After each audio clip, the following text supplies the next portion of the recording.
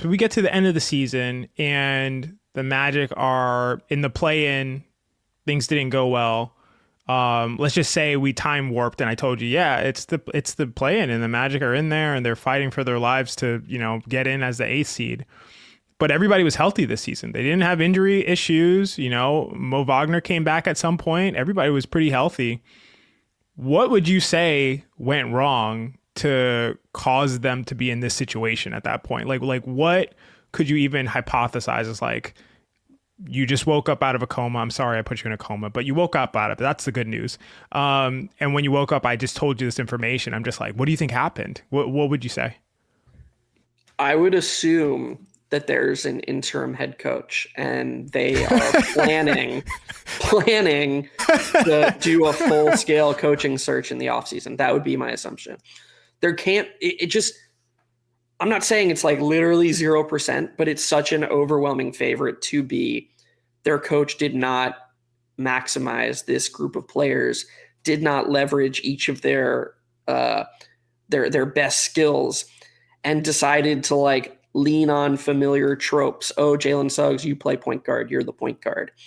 Oh, Anthony Black, you're in. I guess you're the point guard now. You should hold it more than Franz. And Franz and Paolo are going to put up good counting stats because they're out there. They play a lot of minutes. That's just what they do. They're good basketball players.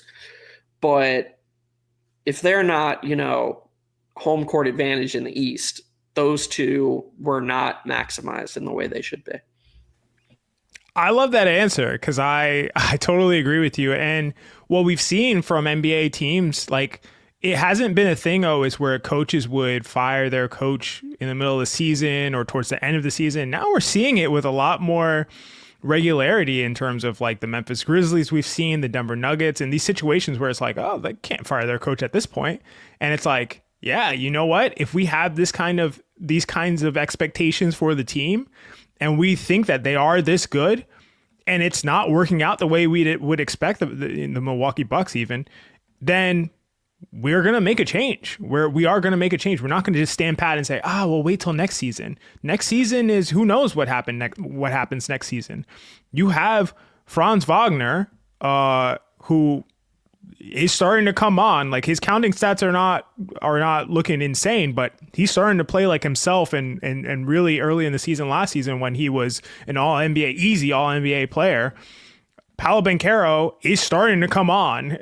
Jalen Suggs is already playing exceptionally well, like just coming back. These guys, Tristan da Silva looks like a much better player than he has been in the past. Like, these things are happening. Desmond Bane will start to come on, like we've talked about over and over again.